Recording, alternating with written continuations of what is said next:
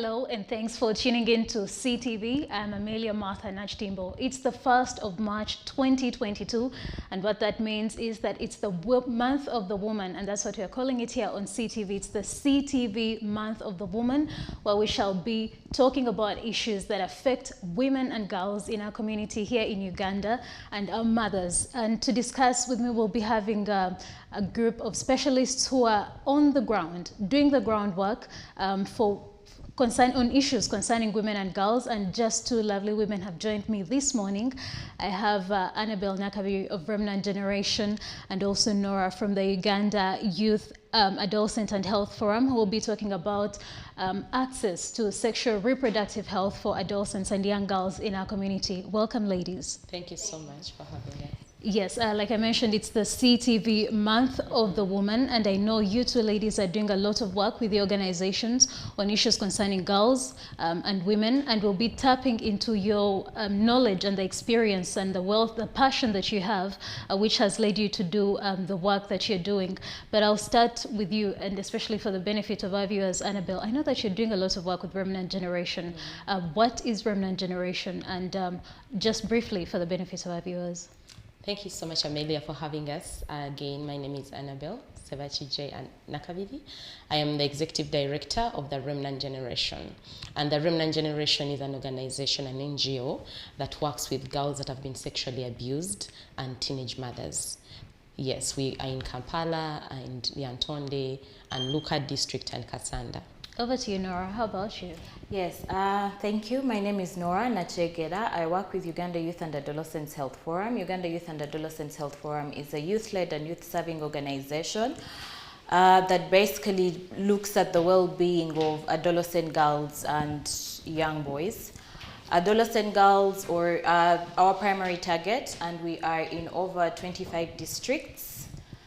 And we ensure that we ease or relay information so that we have these young people access sexual reproductive health services and information. Okay, before we lose you, let's just now make it more relatable. I'm curious to know, how did you get into this work? Because when we are talking about, maybe Women's Day or sexual reproductive health, it might seem like it's for people in some different part of the world. And then there's us who speak day-to-day language. How did you get involved into issues to do with women and young girls? What sparked that interest in you, and how did you get to the point of, now let me dedicate my life to doing this fully? Annabelle? I'm a woman and I was a girl. I am a girl. Yeah. So really that's one of the reasons why I think it became naturally, because the challenges that girls and women are facing right now are very similar. Many women and girls are going through similar challenges. I'm a survivor of sexual abuse and child marriage. And from the age of 13, I was really, really struggling and wanting to see that I get an opportunity to come out of the life issues that I had gone through. And I was looking for help, and I didn't know where to go. I didn't know who to talk to. It felt like it was just an isolated island. And when I finally got help and somebody gave me the opportunity to go back to school, I say to myself that one day when I make it in life, I will go back and help other girls that have gone through similar challenges like me. Every day, Amelia, I'm sure that you're hearing stories of girls that are being sexually abused in homes, in schools, in communities, at places of work, and there was just so much silence about it. It was not a thing that you could easily talk about. And for 15 years, I didn't know where to find help. And so in the beginning, the Remnant Generation really focused. The word remnant means survivor. So really it was focusing on helping survivors come out and seek help. And also prevention of sexual abuse, which comes with a lot of awareness. And that explains why we do a lot of community outreaches, school engagements with young people, in churches, in every space where we can find an opportunity to talk to both girls and boys. Because where there is sexual abuse, there is a man and there is a woman involved, or there is a girl and there is a boy. And so we find it very important that they are aware that these things are happening and that we are providing that service. So it is from my personal life experience and the experiences of so many other people that I've been privileged to work with. Let me take you back a little, because I believe even right now, there's a girl somewhere, there's a woman somewhere who's stuck in the exact same situation that you are in 15 years ago. What did the day of salvation look like to you? How did you break free? Was it, like one day, or was it a gradual process, or someone reached out to you? So the very first time that I got the opportunity to talk to someone was my school teacher. I was in senior 5, and there was a lady that was a school teacher. She used to teach us divinity. And, she called me to her room and asked, and that is the night I wanted to commit suicide. It was the night I was going to commit suicide. I was ready to die. I felt there was just so much pain. Many things had led up to that place where I felt like I wanted to die. And that very night, this lady sends for me from the dormitory and said, I want to talk to Nakibiri, ask her to come. And then I said, well, I can talk to one human being before I die. And when she called me, she said, she was a Christian, so she says, I just felt a thing, the spirit telling me to call you. And it's like, how are you? Like, yeah. Who asks somebody who is going to die how they are doing? And she basically just told me, just talk to me. I'm here to listen. How are you? And that's the day that for the first time, I opened up about the abuse and all the things that had come in my life that I was struggling with, the low self-esteem, the lack of confidence, the constant advances of, continuous abuse. Each time I felt like when I was engaging with men and boys, they would always want to take advantage. They looked like the only thing they would see about a girl was, sex and wanting to connect with them sexually. So I was just so tired. I had a lot of anger. So she talks to me, and she's the first person that I open up to, and she holds my hand and tells me it is well, and then helps to walk a journey with me. She's still part of my very good support system until now. And for those 15 years from the time that I opened up, I have met different people along the way. So healing from abuse and pain, because there is a long story behind that, the issues of child marriage and all that. And healing from that takes layers. It comes from opening up, and then from there you're able to get to a place where you accept what happened, and then also get to a place where you're able to forgive and free yourself from the past and walk that journey. So whoever is watching perhaps and they're struggling from a place of pain that was caused as a result of an abusive past, I want to encourage you and say that there is opportunity and possibilities for you to walk in freedom and healing. Okay, that's very powerful. Yes. So what I'm hearing is that you had a community, you had people you were staying with, but you did not find it safe. Yeah. It took a stranger to reach out to you. Because it was not a thing you talk about. Incest is not a thing you go about saying, you know what, I've been abused by my brother, I've been abused by so and so. Even up to today, many women are actually silencing this pain, and they don't know how to talk about it. So we keep up with the makeup, we keep up with the dresses, we keep up with career, and we are suffocating the real issues. And that is why we come off as angry, or as people that are struggling with alcohol. There is many layers come later. I have met girls and women that have struggled with a lot of addictions and bitterness and anger issues, and just losing. They can never settle at a thing because they never feel they are good enough. They're always looking for affirmation and approval. So those layers, if they're not dealt with, and I'm glad we're having this conversation today on access to information on issues concerning your sexual and reproductive health, because it is broader than just medicine and contraception and stuff like that. It gets to those issues as well. That's very powerful indeed. Norah, how did you get into advocacy on issues to do with youth? I think for me it started from a really young age. I was privileged. I remember in primary school, I was in Nakiegera Junior, and we were bordering UPE school. And I always wondered why those children were different from us who are this side. And even they used to have their assemblies on Tuesday, and I would see more boys than girls, because remember Nakiegera was only a girls' school. So I always wondered why. So I grew up, and because I'm a girl, I always wanted to see, how do I ensure that we have more women in spaces? How do I ensure that if there's an opportunity, a girl is aware of this opportunity. So, and then in secondary school, I had one of my friends, she got pregnant. And because she still wanted to go ahead with her education, of course, she found a way to terminate the pregnancy. But of course, she didn't know how, a safe way to do that. And we lost her. And, you know, we went for burial and everything. And that kept ringing in my head. And I was like, if we knew better, if parents had time to speak to their children, if religious leaders used to, you know, create time to speak about these issues, cultural leaders, if sexual education wasn't a taboo, maybe we wouldn't be losing girls to unsafe abortions. Maybe we would address the issue of, you know, teenage pregnancies, child marriages. So for me, that is the force or the drive that you know, put me where I am. And I always want to see, how do I better another girl? How do I pull someone else's hand up? And how do I ensure that I also reach that vulnerable person who is not in Kampala, who is in a very hard to reach area where no one, you know, would ideally want to go and implement?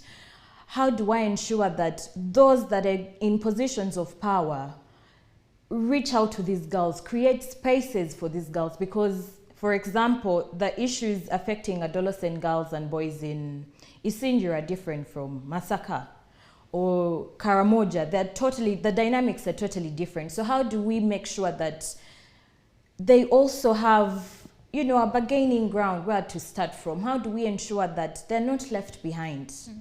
So you see, Norah, there are a lot of women and men and girls who have the same passion, but it's different for you. Someone may be seated in an office somewhere, or they are home, they don't have anything to do, and they've not stepped into that space. So how did you move from the passion into action? Were you deliberate on the courses that you took at school, or was it, you know, very straightforward? Actually, it wasn't even about the course, because I did economics and I knew I would go to the bank. But this is really personal. I had a cousin. She got pregnant. And, you know, we tried to look for the person who was responsible for this pregnancy. She hid. And eventually I spoke to her. And then she told me, it was someone close that used to look, you know, after her when her parents were gone. And that is when I realized that although we think we are safe, even at home, we are not safe. And that is the mistake that most parents make. I will go and work and, you know, leave you with your cousin, with your uncle. So I try to see, how do I get into these spaces? Even before I got employed, actually, I volunteered.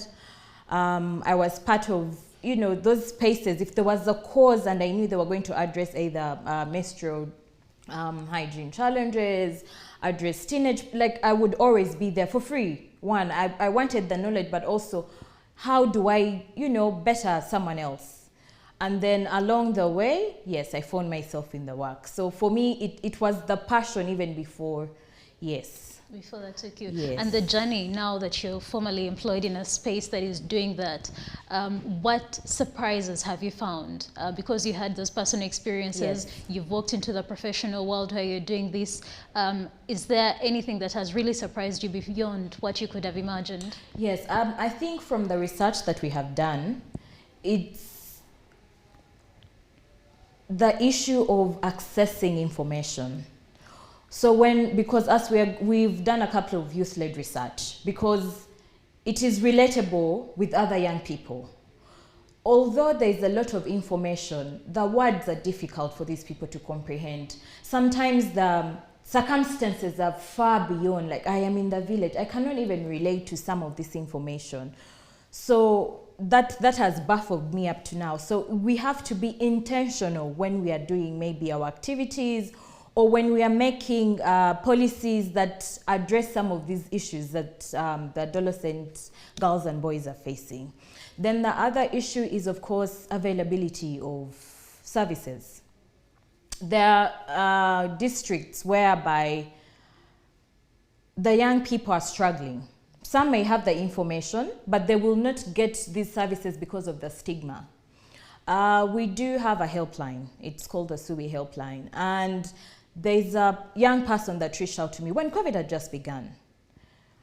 And this person called and said, I have a challenge. I had unprotected sex and I reached out to this health facility. And the health worker was really, really judgmental and rude. And the health worker kept saying, we are in the COVID time, you're thinking of having sex, how can you?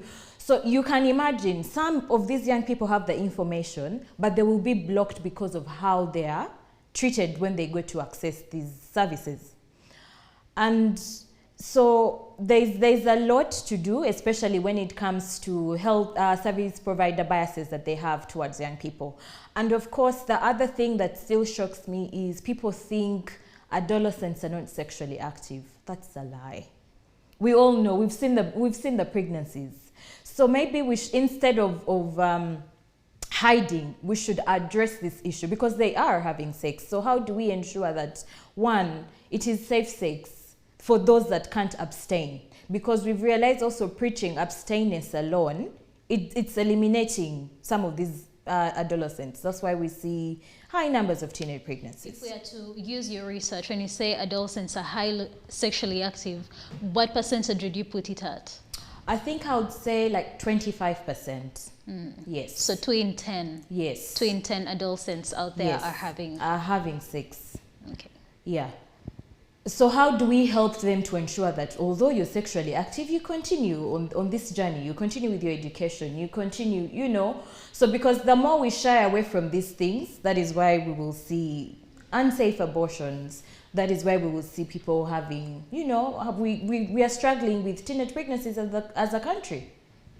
So as a religious person, when I am preaching on Sunday, how do I ensure that I also relay this information? How do we create these safe spaces? Yes. Okay, and when we come back, we're going to hear more on the research that has been done by Norah and Annabelle's organizations into issues to do with access to sexual reproductive health for young women and adolescents right after this break. So don't blink.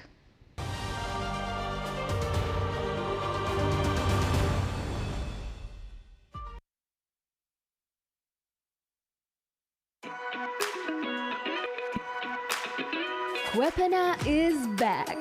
Come have original Ugandan fun and play the African way at the biggest celebration of Indigenous African Games. Make your way to the Uganda Museum on Sunday, 6th March 2022 and play Kwepena as you relive old memories and have a good time with family and friends.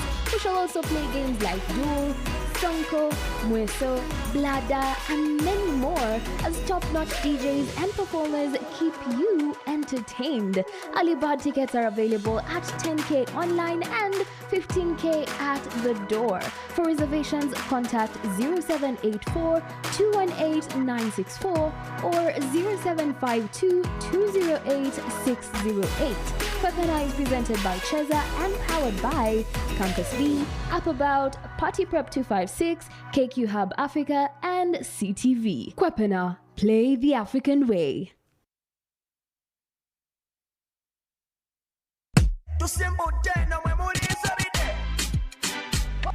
Now Ugandans, as you know, us tuli bantu abatayagala kututegerera wadde. That's why at CTV we're working tirelessly to make that possible. Now my name is Tim Cash and alongside one DJ Frost to bring you the brunch time request Lubabu.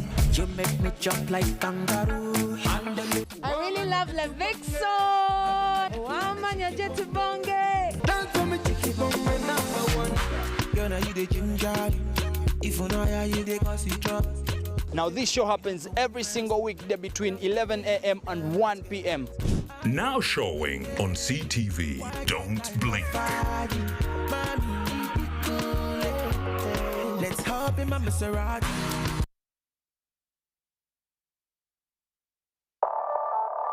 Since 1963, this shirt has united fans and players across the country. It is more than just an article of clothing. it is a sense of pride for us as we catch the kinetic action. In the heat of the competition, we stand with our champion. This shirt brings us together. CTV becomes the principal shirt partner for KCCA FC. We are committed to the game, to bridge the gap and bring you closer to the awesome team you love. KCCA FC, more than just a club. CTV, don't blink.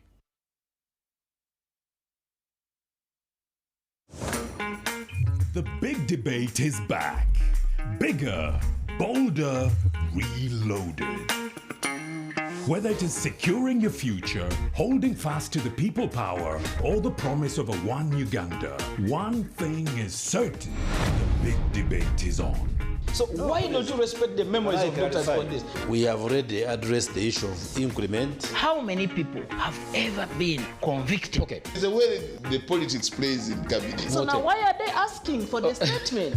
Follow mainstream conversations on current affairs and leading policy debates in Uganda. It is in our interest to handle arrested people very nicely. Right here on The Big Debate.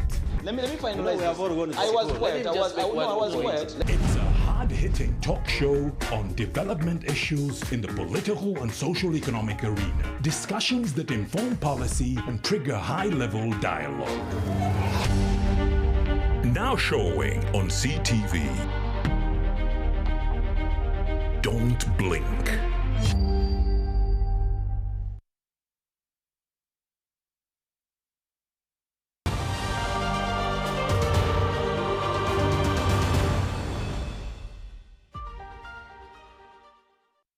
Welcome back from that short break. You're watching CTV Month of the Woman, where we are building up to International Women's Day.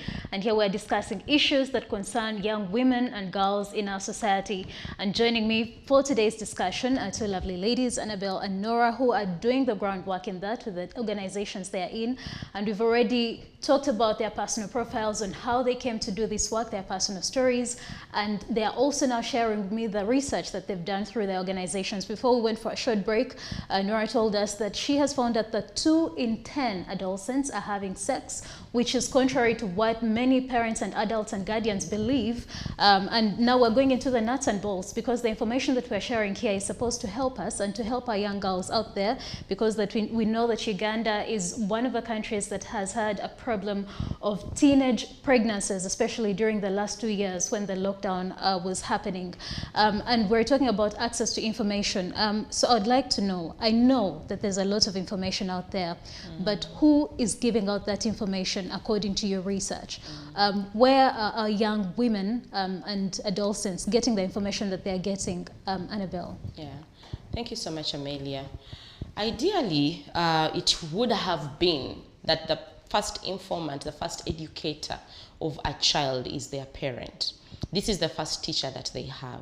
This is the person they grow up with. They learn how to behave, how to sit, how to eat, and how to walk around. And then the next person is the teacher at school. I have a daughter who is 9 years now, and there are things that the teacher says, and then she comes and says, but mommy, teacher said. And it is because for her, if teacher says it, it is the right thing, and therefore it cannot be questioned. And then there are spaces she'll go and she'll be like, but my mommy said. And therefore that is a thing that they respect. We know that then so there is home, school, and then, church or religious places of worship. And then when we go there and then, the imam has spoken, or the pastor, or the priest, then there is a thing that you value when you listen from these people.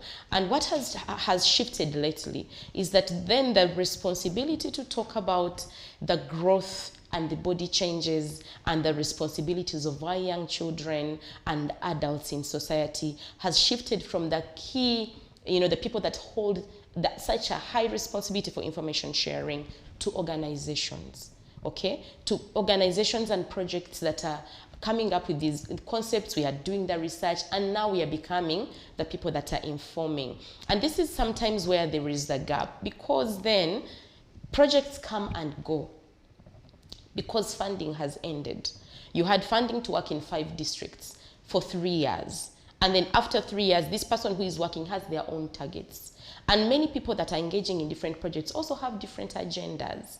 So that is why you find that this person is communicating something different, and then another person comes as well with another piece of information. So what we've found in the community, there is a lot of different campaigns are running, different people are talking, everybody is talking about them, and there is just a lot of confusion. And I think the challenge there is that the people that are taking this information, you know, because we are all targeting the same people, young people in schools, young people in communities. There is a lot, you know how you have like information overload, and then you don't know what to follow and what not to follow. But, and that is where sometimes we see that access, either information is being received, but it is not being used the way it is intended to be used. Or after one person has spoken, another person comes and they're saying, what that person told you was not the truth. I have some more information to give you. So that has been a very big limiting factor that I've personally experienced in access to information and the quality of information. And I think that is where it is very important that we don't leave behind the key informants, the people that have a very deeply entrenched responsibility to nurturing and raising, and those are the parents and the families of children, so that they are able to relay. When we speak, then they're also able to speak. And many times I think the giving this information has targeted the young person and leaving out the parent. I was with a couple of friends recently when we were talking about the report that came out at the end of the year on issues of teenage pregnancy. And we realized that a significant number, I think more than 15% of the cases, were incest cases. These were fathers, brothers, uncles. So it means that the children are inside a home. And you know, we had cases in Nyantonde, more than 200 fathers were responsible for the pregnancies of their daughters. Last year we worked with 1,064 teenage mothers in our program. And more than 60% of those were cases of fathers, uncles, grandparents. The very people that are supposed to be providing information and protection to these children at home. So when we are talking about access to information, and I come at school, a teacher has spoken, all Annabelle and Norah have spoken to these young women at school. Go, don't do this, don't allow anybody to touch you, and all those different things. And then they go back home, and the person who is paying for their accommodation, paying for their school fees, making sure they are feeding, tells them, you know what, you cannot stay in this house if you're not giving me sex. We have been dealing with a case last week. This is an 8-year-old girl, Amelia. 8 years. The mother and father separated, and the father said, okay, now it's school time, I need the girl to come to Kampala to be able to go to school. And when the girl came, the father decided to start locking her up inside the house. And he would come back home late in the night drunk, and would literally abuse this 8-year-old daily. If you hear the voice notes of this girl that as we were having the interaction with the police, and she was saying, you know, he would tell me, when you wake up and shower, the food, everything is in the house. The food, what she does, her bathroom work in the house, everything. And then this one will come back, I don't want you to play with other children, you're going to get spoiled. Okay? So now, the moment she got the opportunity for one of the children in the neighborhood to open the door, she ran. And she ran and went to a neighbor. I don't know how this girl found the courage, but she did. And talked to one of the ladies in the neighborhood and told her about what was happening. And because this lady was informed, you know, she knew, okay, when I get this case, I have to run to police and report, make sure that this girl is helped. And then when finally, long story short, the police intervened, the probation officer intervened, we were called, they were able to get the father. And when the father was taken to prison, the girl who was sharing the story of how it was all happening with emotion and pain and tears, that after the arrest of the father, the voice was joy and celebration. She was like, let him also experience what it feels like to lock somebody in a cell. Because he's locked me in a cell for so long. And she was smiling and giggling and was like, my goodness, this is the father who was supposed to be the one protecting and telling her child about the dangers in society, about how to keep safe, about how to look at men and not trust them and stuff like that. Don't trust strangers, don't connect, basically provide that information. But the very person who would have been the first natural informer and engaging is the one that has been abusing. But I'm thankful that in the community, there was a lady who knew what to do, who had information on how to help, how to respond when a case has happened like that. And she didn't shy away, like many people are afraid of saying, what will I do? What will they say? How do I get involved? So that is why we are seeing the spiking numbers, because there is just a breakdown in so many structures. Family, school, church, community, and this. Who is relaying the information? How do we relay what information are we sharing? We need to be able to engage everyone on board. Indeed. Yes. Norah, for the adolescents that you're dealing with, where are they getting information from? Who are their influencers according to the research you've done? Okay, so according to the research that we've done, some are getting information from their peers. Some peers are informed, some are not. For example, at Uganda Youth and Adolescents Health Forum, we always carry out school outreaches, and we will target, upper classes, and those will be like our foot soldiers in the school. So if anyone is harassed, if someone needs, any information, then they are their go-to people. And then, of course, senior women teachers.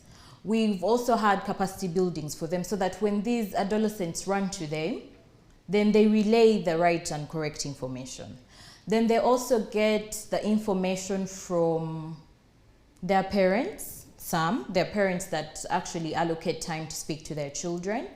But we've also been intentional by, training teachers, parents, and caregivers of these children, especially those that at like university. We will target custodians, we will target dorm mothers, because they relate with these adolescents more than their parents, or I do.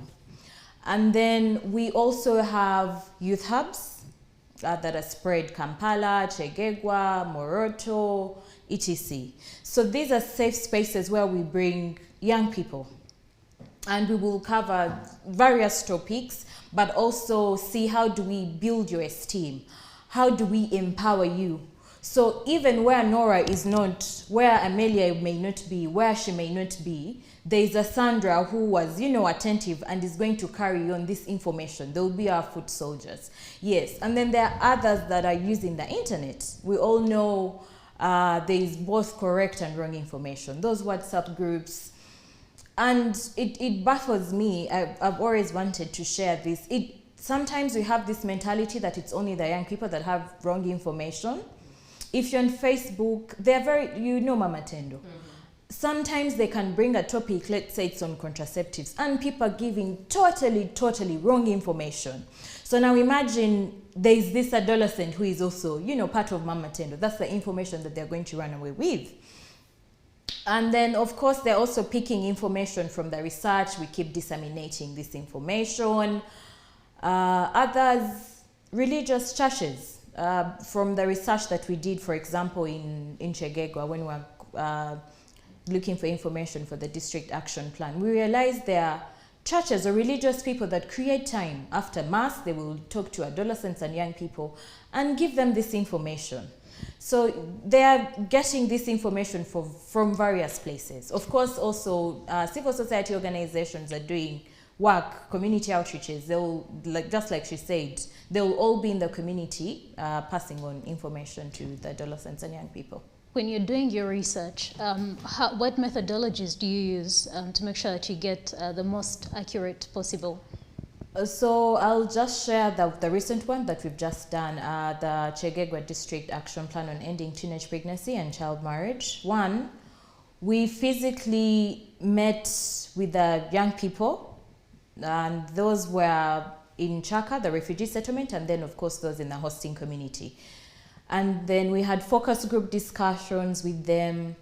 And then we carried out key informant interviews with various district leadership to know For example, as police, why do we have very high numbers of teenage pregnancy, but it does not relate when it comes to the people that are being held responsible, because these girls are not getting themselves pregnant. So where is the problem? And then we also went with, district health officers. We were also intentional there. We met with the district health team to see, for example, as a probation officer, what is the data speaking to? Health workers, where is the problem? And also, from the research, we realized some of them are trying to ensure that, for example, if Norah comes and you're pregnant, they would want to know who is responsible for your pregnancy. So when they're filling in your information, they would ask so that they can trace and, hold you accountable for the act that you've done. Yes. Then we've also had meetings, like general meetings, because of the people that we deal with. Some of them may not be, okay. So we would have meetings, separate meetings for the young people. They also give their views. Why do you think we have, teenage pregnancy? What should we do? So we gave each person space or time to share, and then we put all that together. You started with a very personal story about your schoolmate who got pregnant and unfortunately passed away while trying to terminate the pregnancy. So with the work that you're doing right now, where you reach out to schools and you tell them about information related to sexual reproductive health, which, by the way, is not just about maybe the acts themselves, but also the physical well-being, the mental well-being, the emotional well-being of a person. Have you seen, or what change in terms of numbers have you seen before you went there, the schools you've engaged with, and maybe how empowered or how informed do you think that now people are to reduce cases like that of your friend? So one, we have very many cases. I may not go school by school, but at Uganda Youth, even when you have an opportunity, we will send out our young people that we've nurtured. For example, like our Chen champions, these are from school, primary, secondary, and then campus, and then. So I already see a difference because, one, they've been on, part of intergenerational dialogues, and they will freely express themselves, and they will know what their ask is to a minister, to their, if it's a school teacher. And then for some of the schools, they've called us over and over again to carry out these outreaches. I may not say the school, but there is one that was grateful, especially when it came to menstrual hygiene. There are some of the things that they were overlooking. I mean, do you have a sanitary towel? Yes. Can you come to class? Yes. But there are other issues that were preventing these girls from coming to school when they're in their periods. For example, is there water? Changing rooms. So also some of these teachers are not knowledgeable about these things. And they're happy, and they will keep calling us to carry out, these outreaches, and also recommend us to other schools. I'm curious. So we mentioned that 2 in 10 adolescents are sexually active. Yeah. So what sort of message do you give to such young people when you go to schools with that knowledge in the background? So when we are carrying out school outreaches, we also have to be mindful of what the law and policies say. So if it's in a school setting, we will focus more on abstinence. And also we will say, in case, because you first preach that, because ideally you're not supposed to be having sex in school. But in case you're out of this school setting and you have gone back home and you're faced, you have a boyfriend, or there's this person and you're going to have sex, how do you ensure that it is safe? So in school settings, focus will be on abstinence, but also remind them that, there's the A, B, C, B, because, doesn't apply in schools because you're not supposed to be having relationships, and then use a condom. Yes. Annabelle, I'm almost certain that you've been approached by, or you have met young girls who've been pregnant during the last 2 years. Mm-hmm. When you interact with them, where did they get the information they got? And when you speak to them and maybe empower them, do they wish they were wiser before? Mm-hmm. I think one of the things that I want us to appreciate, there is a thing,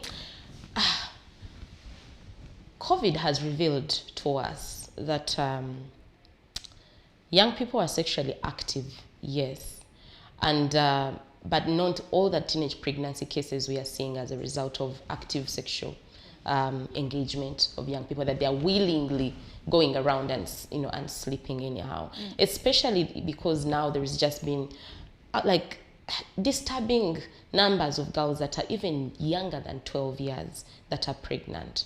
So I just want us to have that on the back of our mind, that yes, our young people are sexually active, but many of the cases, sometimes I feel there is that thing of that limits our interventions, because we are thinking that everyone young person is sexually active, therefore our approach is, therefore we focus on the approach that has a mindset of, oh, prevent them from having sex, or provide them this, whatever. But there is also other many factors around them that are contributing to the cases of pregnancy, and are not necessarily the fact that young people are being loose and they're just sleeping around. And so for the girls that we have worked with and interacted with, where they are getting information from, many of them were getting information from schools, actually.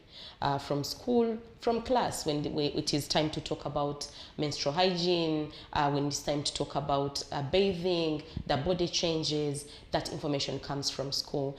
Because sexual reproductive health is not just about sexual activity. This is a holistic health and well-being topic, concerning, you know, body changes, the growth, you know, that comes, the other things that happen when to a human being. And so many of them, we are getting this information from school, because then many of the changes are happening while they're in class. But there is also another category of young people that are not school going. Even when there is UPE and USE, many of Uganda's children are actually not in school. There are big numbers, especially in rural areas and the urban vulnerable communities, which are the slum dwellings, that are out of school. We have found girls that are involved in sexual trade, sex trade, child prostitution, you know, in the big settlements of this city, for example, that are only 13, 12, 11, that are being ferried from villages to come to Kampala to work, and then they end up in these places. So when they come to these places, the information they get is, okay, first of all, to stay in the business, you cannot get pregnant. So, and if you get pregnant, you're out of work. So they'll put them, you know, on contraceptives. They'll take them for implants, because there is somebody in charge. There is a person who has power over them, and who, like, they don't know, they don't have a phone to call back to the village. Many of them, it's their first time to the city. They have never been here, so they even don't know how to go back. So there are so many levels of vulnerability that even this information they are getting in terms of what would have been like sexual reproductive health, it's not comprehensive for them to understand that, okay, I'm 13 and I'm going to be, they've brought me to serve a man, you know, a man's sexual desires, and somebody's making money out of me. They don't realize that there is exploitation. Sex is exploitative. It is abusive. They don't know where to go, where to run to. They don't know that somebody else shouldn't be taking advantage of their bodies. So that information is not given to them. They're only receiving information about, swallow this pill, have that implant. If you're pregnant, go to this clinic, there's going to be an abortion, so that you can stay in the business. And that is why many of the girls that run away, and they are like, you know, I'm tired, I'm running away, and they'll come to our centers. They are running and they're like, you know, they've never had, no one has told them that you can actually, you know, be safe, protect yourself, guard yourself from abuse. No one has told them that a man doesn't have to disrespect your body. No one has told them that when you get pregnant, it doesn't mean that it's the end of the road. You can give birth, and that child cannot stop you from achieving your career goals and dreams. And so we have found that there are so many of those gaps. And even with the young people, the increasing numbers of abortions that we are seeing is also equally, you know, there is a contributing factor to it, that whenever we're discussing the issue of teenage pregnancy, all unplanned pregnancy, amongst older women that are older, 18 years and above, we discuss this topic from a place of showing that when you're pregnant, it's the end of the road. You are done. You are finished. You can never amount to anything. And it is wrong. It is wrong. We have seen many, many girls, you know, I'm here. There are many other girls out there that have made you're able to still go back to school. You can be able to, and that is why many of them run away from home. Why? Because parents don't know how to connect with these children, how to help them during that season, how to walk the journey with them to help them, okay, give birth. Your baby can survive. your child can survive.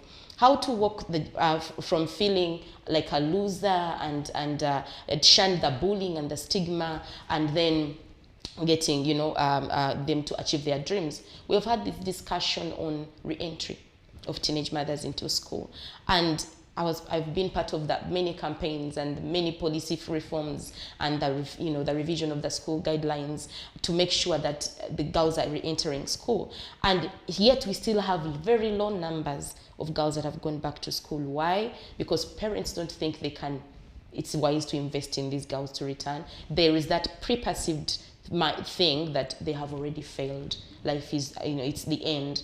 And so that is why many girls be like, okay, I will either have to have an abortion if I'm going to continue my school journey, or I have to just settle for marriage, just move in with whoever got me pregnant, or just run away from home, get into the brothels. We've had lots of girls in the Antonde, in Luka. It's heartbreaking. Just basically 13-year-old, second wife, third wife. Why? Because they don't know where else to go. There's no support system for them. So I feel like reproductive, when you put sexual, there's a reason it's called sexual and reproductive health. Because then after the sexual part, and if things have happened, then there is reproductive health that really focuses on the maternal health, the child health, the changes that are happening, and all these other things that continue. And I think that we need to equally focus and put a lot of information out there for people to know that yet the reproductive health, you can still carry a baby and go to class. You can still, pregnancy is not a disability. And I'm not advocating for girls to get pregnant. It's not the good thing. But it's just happening. If it has happened, we have more than 40,000 girls that got pregnant in only 3 months. By the report we're showing at the end of the year, we have more than 350 cases in the country. So that shows you that we cannot continue having a discussion without involving the reproductive health aspect entirely, looking at these young mothers as well. And young fathers, because it's not just the girls. We have many young fathers, Amelia, that are responsible for these pregnancies. They are 17, they are 19, and this is what happens. He can get a girl pregnant today, another one tomorrow, another one the third day. We have had many saying they were using condoms, many saying they took the morning after pill, many saying we used Coca-Cola. So that means they're getting that information from somewhere about condoms, about the pills. Yes, and then they're using that, and then when it fails, they feel like, where is the fallback position? Where is the plan B? And the continuation with access to information and services, because it's equally also important. We have very limited access to services in Uganda for young fathers, for example. We just launched a program last year for Fathers Arise, targeting young men, because many times the focus when there is pregnancy, we're just looking at the girl. Where is the boy? Indeed. Where is the man involved? So that gap and bridging it and making sure that we are covering all the bases well. All the bases. When these young people, from the research that you're carrying out, when they get the information that they're getting, does it empower the girls more? Is it more heavy on how not to get pregnant in a way that maybe targets more of the girls and leaves out the men? And also maybe things to do with pressure to proving that you are a man? Yes. What have you found? So for us, for example, we usually hold young mothers forums, and we ensure we have both boys and girls in the same forums, attending together. Yes. And the young mothers forums, just like she said, it's not that we're encouraging girls to get pregnant, but we get those that are already pregnant, those that have given birth, and those that we see are vulnerable, they're going to end up in that direction. So we will empower them to know, if I am not yet pregnant, how do I prevent myself from getting pregnant? Where do I get this support? So we usually have health workers as well.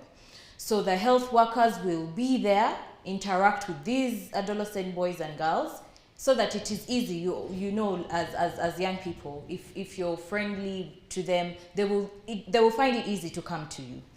And then those that are already pregnant, we also work with schools. And through the Young Mothers Forums, we've realized it's not that some of them don't want to go back to school, but the stigma that comes with it. So we've worked with the district health office and then district education office to see if Norah has been in, let's say, Kamocha Primary School, can we liaise with a head teacher of the other school so that she continues with her education, but not in this setting where everyone is going to say, hey, you're a mother, you're loose and everything. So, and we have had many that we have so many documentaries actually, where people are thankful or grateful that they were able to get this information. There are those, because of being part of the Young Mothers Forum, they are not pregnant. They've continued with their education. And they're also trying to spread the same gospel within their communities.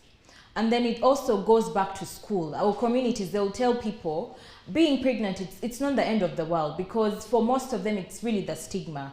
So we see, how do we ensure that these pregnant girls are not stigmatized? But we also, just like she shared, we let them know that not everyone who is pregnant, it was a relationship with my boyfriend. At the end of the day, we will tell the boys, when you look at a girl, it's beyond sex. I mean, we're not here on earth for reproduction and, sexual intercourse. How do you relate with a girl? How do you ensure that she's safe as your sister when she's in the market, when she's at school?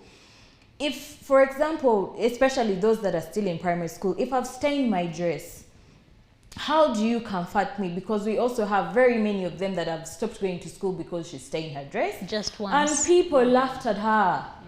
And that's shame. It's not shameful. We all, menstruate. But it is because the boys lack this knowledge. So for us, we ensure that we have both boys and girls there, because we want them to value the girls, and we also want them to know that there's a role that they can play in the lives of the girls that they interact with on a daily basis. Indeed. That's great work that you're doing right there. I wonder if the ambassadors that you've sent out in schools, if they ever come back to give you feedback, I don't know if they find it easy to go and preach that gospel of healthy sexual reproductive health information, maybe the challenges that they find when they're giving out that information to their peers. Have they become like the go-to influencers, or how is it going for them? I think it's both. There are those that bring very good results because young people come to them. It is easier for some of them to actually speak to these change champions more than their parents. Of course, because they're peers. Yes. So it's giving us very good results. But there are also challenges. There are those, especially in some communities, where they'll say you're spoiling people's children. But with time, for example, if we identify there's this particular mother, this particular teacher, you ensure that when you have a capacity building training, they are part of it so that they appreciate this information. When these young people share their experiences, there is a way you will be emotionally touched, so that if you see someone else relaying this information, you will not think that they're, training these adolescent boys and girls to have sex. Rather, they're giving them this information so that they make well-informed decisions about their bodies, about, the way they live their day-to-day lives. Indeed, you're watching CTV Month of the Woman, where we're talking about issues that affect young women and girls in our community. And we'll be hosting specialists all through the week in the lead up to International Women's Day. But we shall also continue because, just like the name suggests, it's the entire month that we are celebrating women. And when we come back, we're going to go for a very short break. But when we come back, we'll talk about the solutions, some of which have already been hinted on. But our specialists for a day will delve deeper into how you can also take part into transforming the young women and girls in our communities. Don't blink.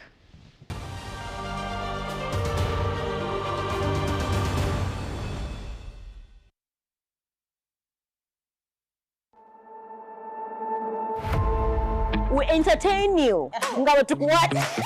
Amanya shame manja omobwa President Birabiri Mokaga akabonero court. Nanga wento naliya nafuka, you can call me Aliya one, but tikutemo olwaleero. Ani tubasuubiza ntugenda kubanga tuli mu bitundu ebyenjawulo. Ani yayambadde obulungi. Kapoye ki akazze ku mulembe. Ne gown ya black erina tiara ya black. Tiara. English of my kind. Tiara. I feel the beat. You feel the beat? Yeah. Show budget situations ko ground. This is a book page yagala chuliako. Vera Coco CTV totally. Don't blink. Now showing on CTV. Don't blink.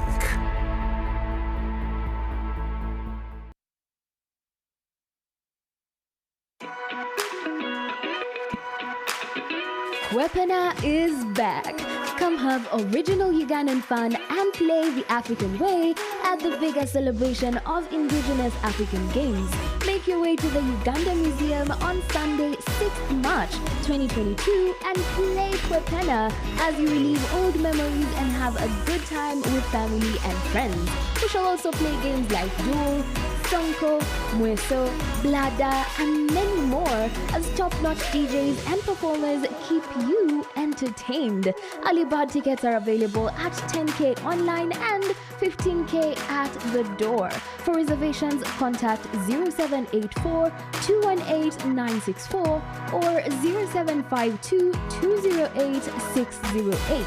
Kwepena is presented by Cheza and powered by Campus B, Up About, Party Prep 256, KQ Hub Africa, and CTV. Kwepena, play the African way.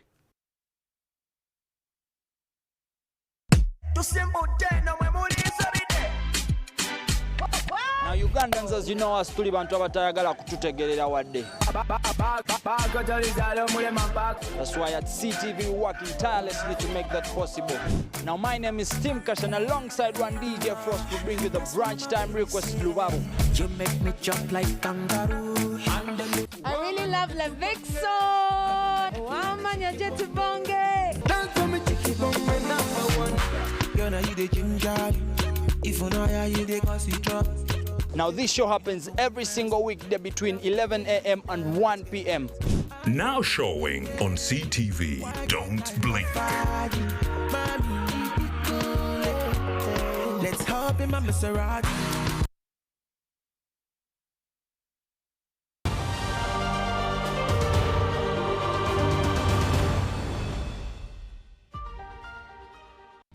Welcome back. You're watching CTV Month of the Woman. I'm your host Amelia Nakitimbo, and here we're talking about issues that concern young girls and women in our community in the lead up to International Women's Day. Like I mentioned before we went for the break, we'll be having these conversations all through the week and even after International Women's Day, and we'll be hosting specialists who are on the ground doing the work that many of us are not doing. And with me here I have Norah from the Uganda Youth Adolescent Health Forum and Annabelle from Remnant Generation, who are really sharing their stories, and now we'll be talking about solutions to the issues that they raised before we went for a break, while we were in the break. You mentioned something about where some of these issues might have come from. We're talking about access to sexual reproductive health, and sexual reproductive health does not only involve something to do with maybe getting into sexual activity, but the health, the physical, emotional well-being of a person. And we realize that in our communities, whenever these issues happen, they disproportionately affect women. Of course, men and boys are also affected, and that's why we are talking about these issues in this month of the woman. Annabelle, you mentioned something about the issues that we are dealing with, especially in COVID and teenage pregnancies, which, of course, when they talk about teenage pregnancy, usually the image that comes up is the girl. Yes. And we usually forget the perpetrators who might be behind, maybe a boyfriend or a father or an uncle somewhere out there. And you're saying that the reason why this might be happening is something that you called Omwana wa government, a campaign that started, which literally means the child belongs to the government, where maybe parents might have been giving birth and somehow they feel like another person, maybe the government leaders, will take care of the child. Or maybe you give birth and you just take the child to the grandmother because the child is not yours. So how did we get here, and how can we now solve that? Thank you, Amelia. I think, yes, we have a big parenting gap and we need to fix it quickly and intentionally, so that we are getting parents back to understand their God-given mandate to raise children. And that is where children are being taken advantage of because they are looking for affirmation. they're looking for love, they're looking for provision, they're looking for sanitary pads, they're looking for somebody to buy them a soda, they're looking for somebody to give them a chindazi, to give them a ride to school, because they are walking to school alone and it is 5 in the morning and they're 12 years old. But Annabelle, how shall we do this as a parent? Yes. I'm waking up at 5 a.m., going to work, I finish work late in the evening, I'm tired. Who are we working for? We're working for the kids, but exactly. then... So then, how are you going to have success without a successor? If my child dies before me, I have 3 children, and if I lose them to HIV, if I lose them to abortion, if I lose them to, you know, sexual abuse, somebody has abused them, we have found girls that have been abused and strangled and thrown in the trenches, you know. So if I lose my child to that, what shall it profit me? So I think this is where we need to strike the balance. It's going to, parenting is intentional, it is hard work.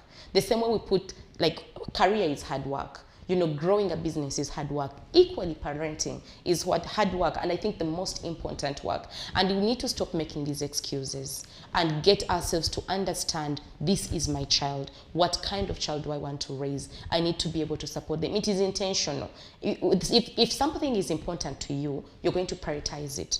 If something is important, you're going to schedule for it. If something is important, you're going to find solutions for it. If you think it's not, then you find excuses. And I think we need to shift from that. We have a generation of young parents who think parenting is ice cream dates, watching TV, Cartoon Network, get a child an iPad. And even I'm talking about, you know, Kampala. When you go to the villages, you know, it's also a different story. But we need, bottom line, the thing is that parents are core.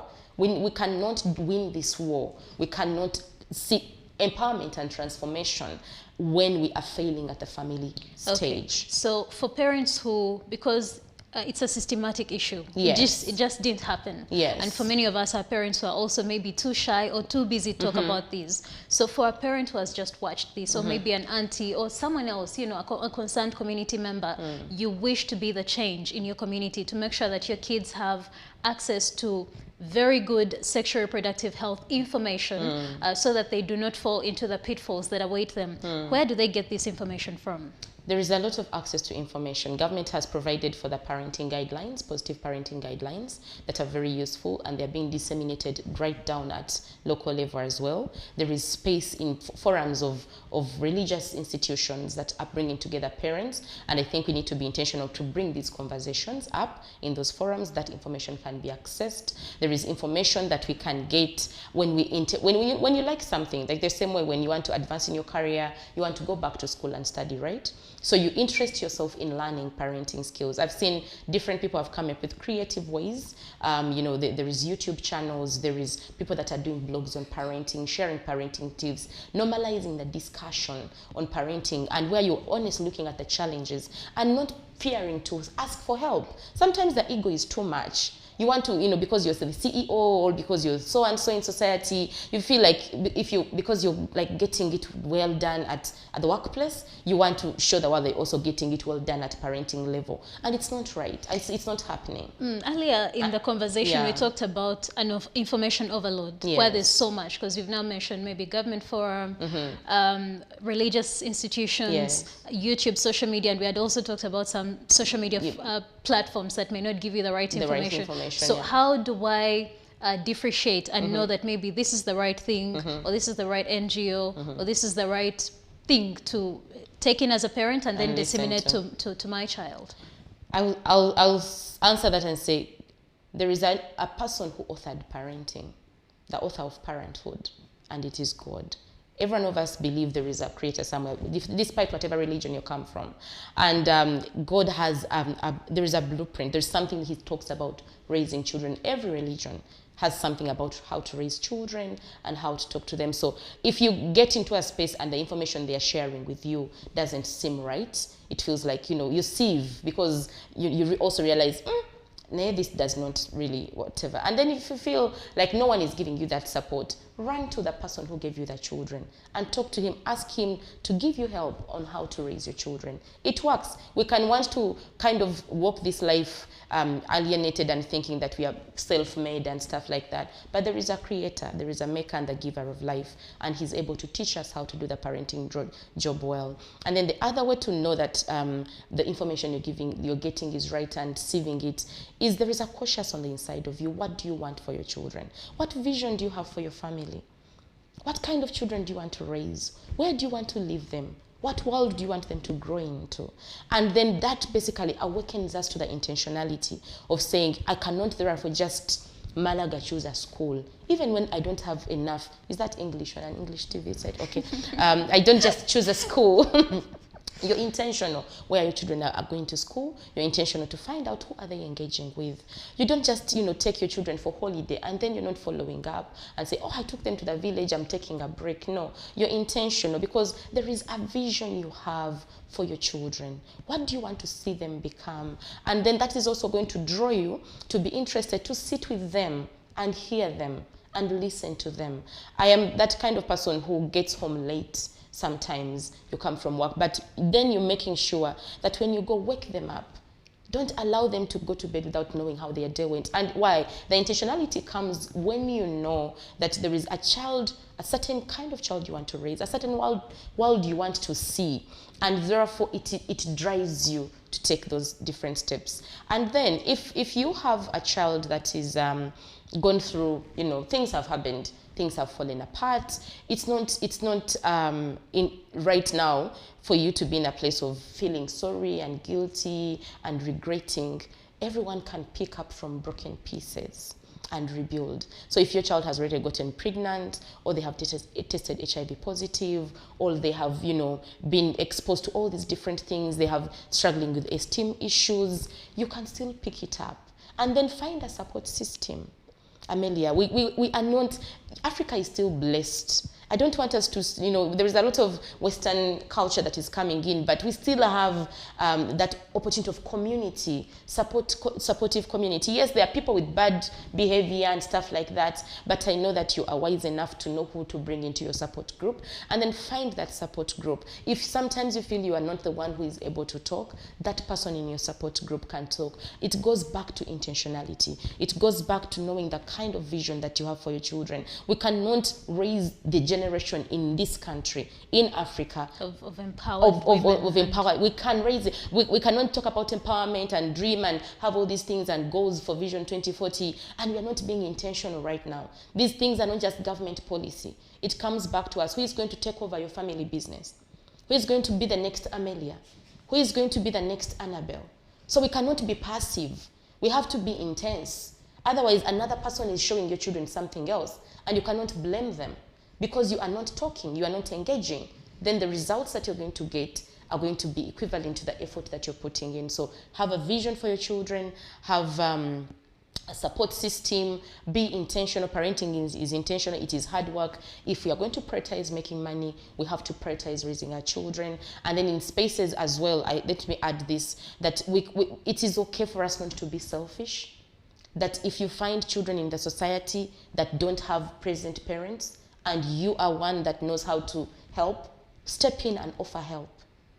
Don't sit back and say, after my kids are okay, me mine are not involved, me mine are not pregnant. If the people allow you, because you might impose yourself, and it also causes trouble for you. You offer, when they say no, the worst you can get is a no, but offer the space. Offer your compound, make it feel safe. Sit outside, not inside where they are suspicious about what you're doing and what you're telling your children. Offer your compound. During COVID, we had more than 57 families where we were meeting 20 to 25 girls under strict lockdown.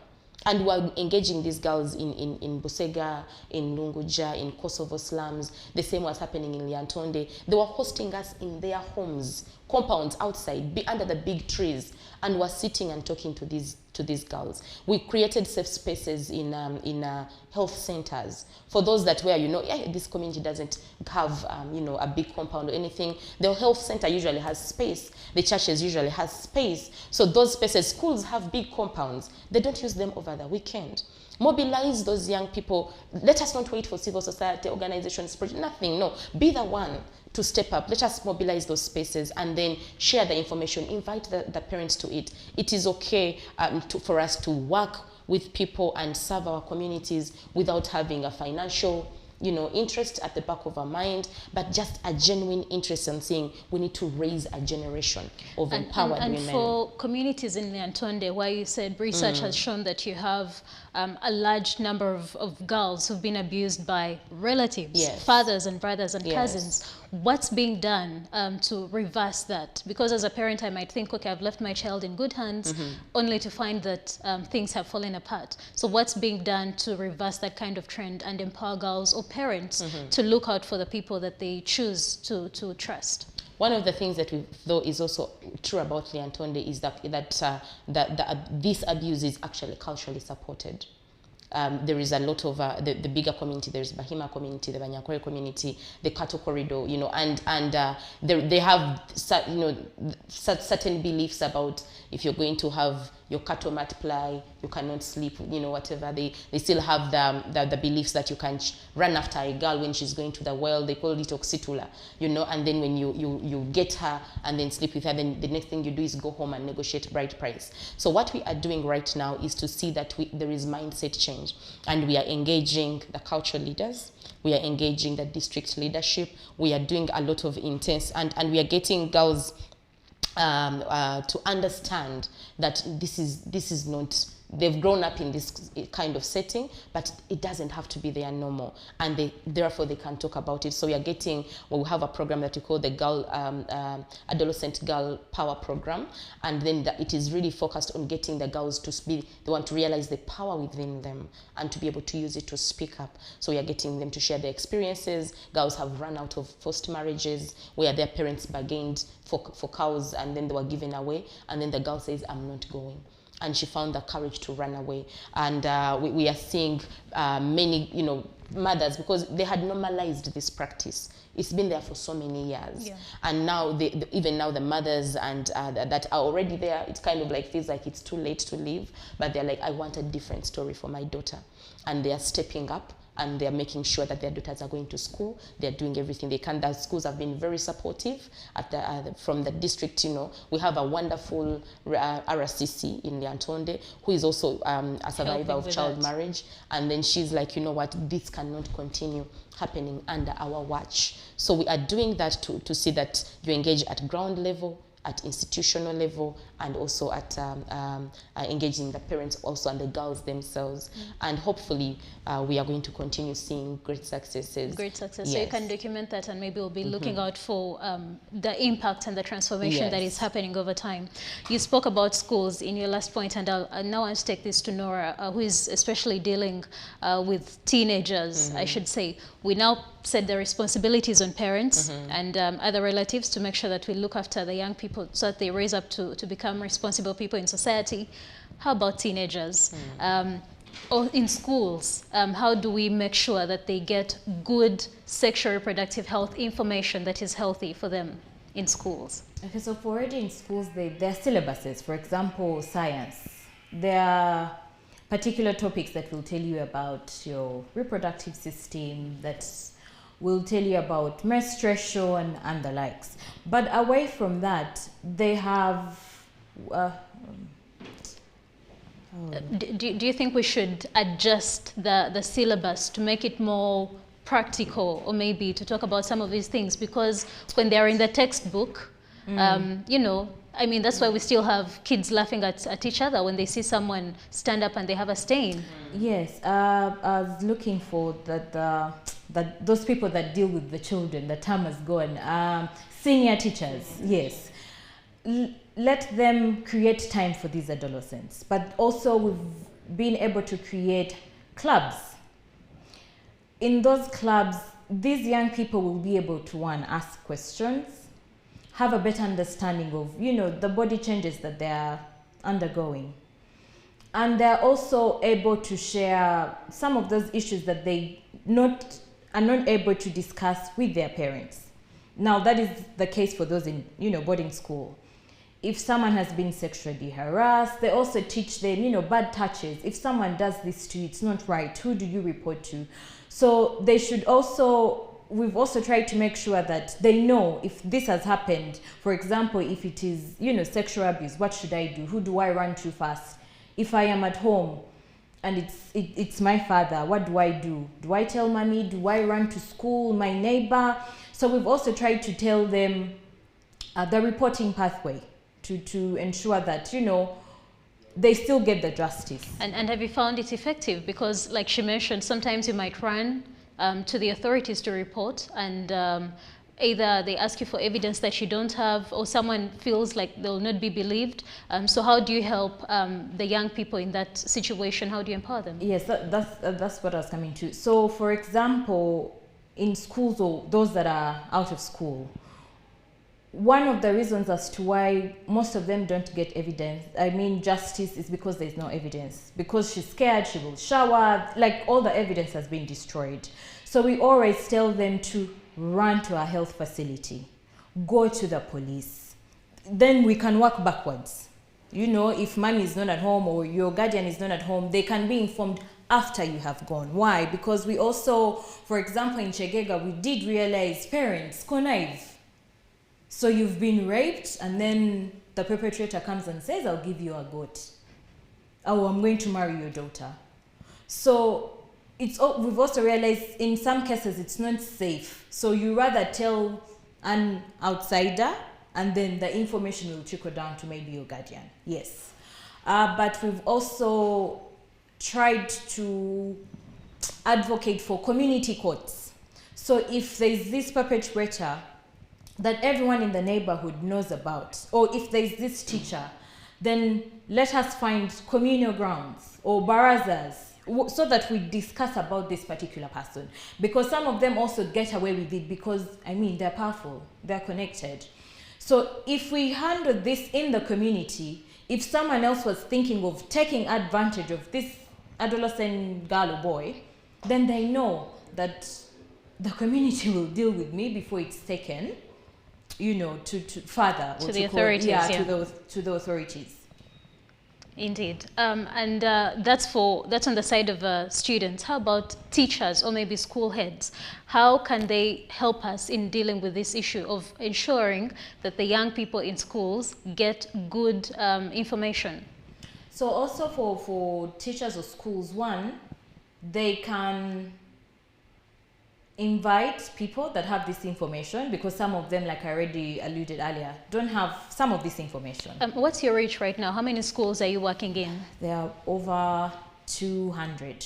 Across Uganda? Yes, across Uganda. And most of them are secondary schools, or you also have primary and secondary schools? Is it more primary and secondary, or just trying to strike a balance? We want to strike a balance because they all need the information. Yes, so we try as much as possible to strike the balance. But also, they can also, you know, this knowledge is available.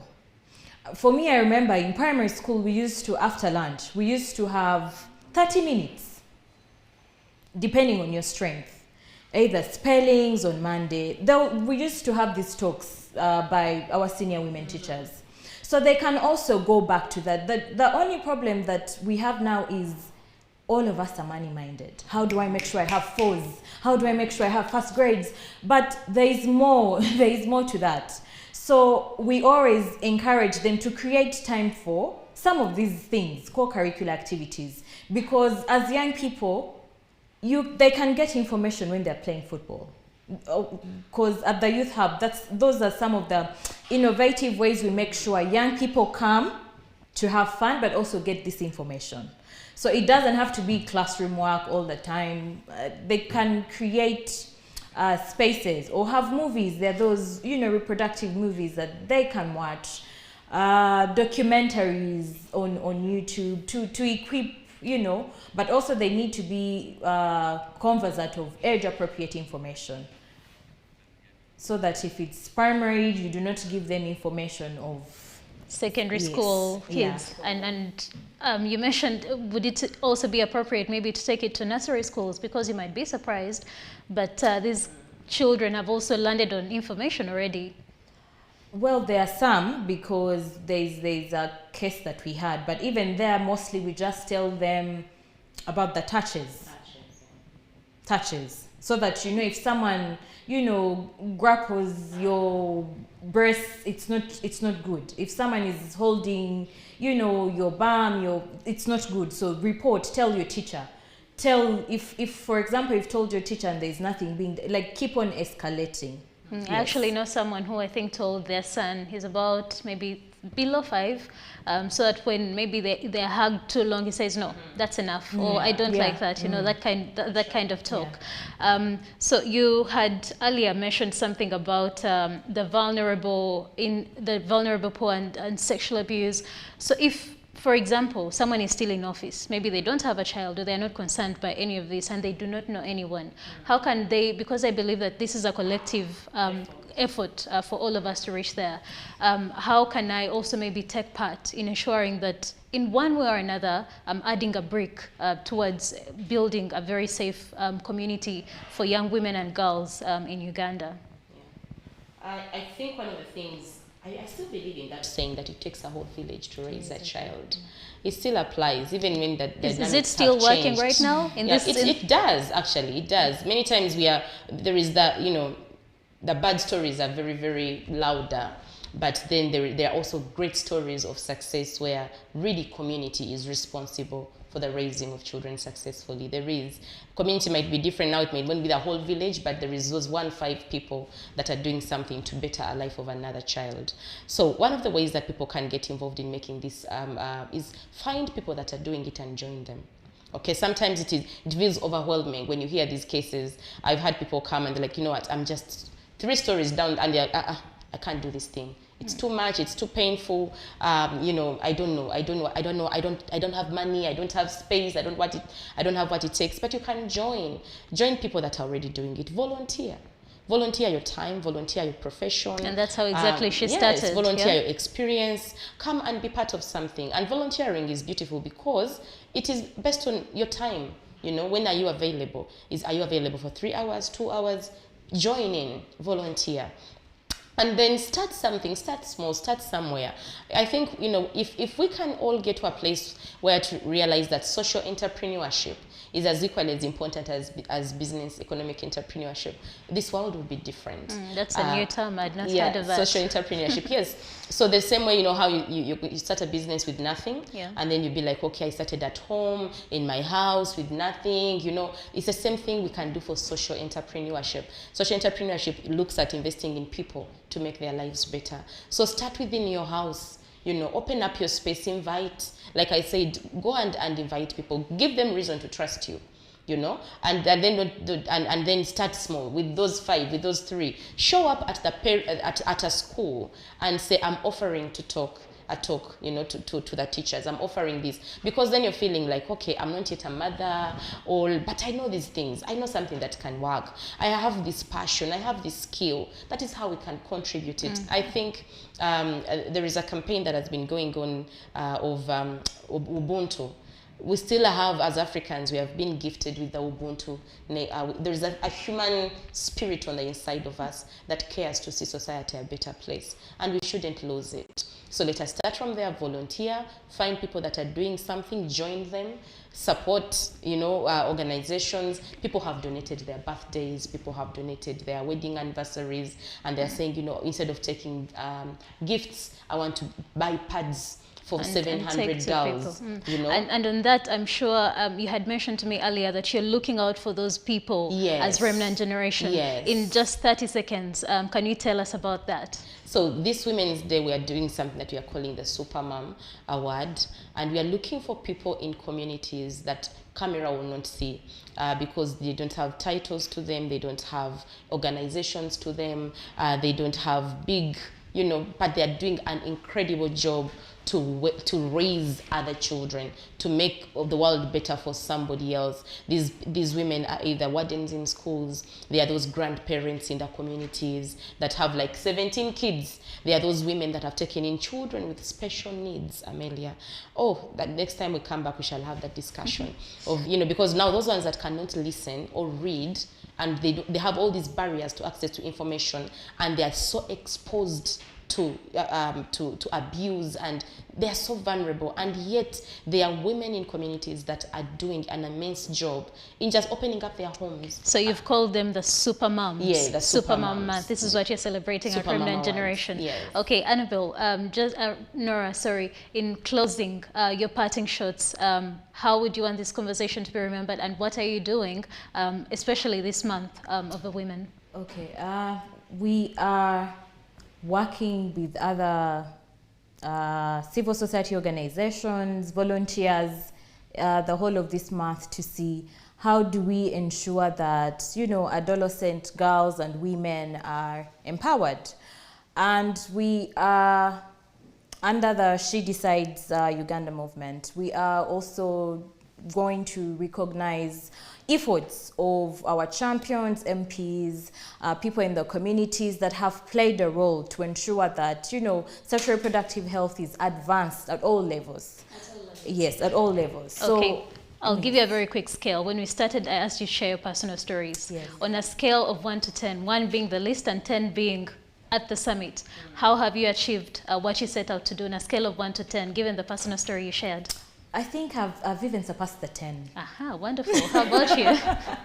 There is still a big mountain to climb. There's still a big mountain to climb. I think we can say we are at 8. At 8. Until every girl in Uganda who has survived sexual abuse and is pregnant has equal opportunities to thrive. Okay, thank you so much for your thoughts.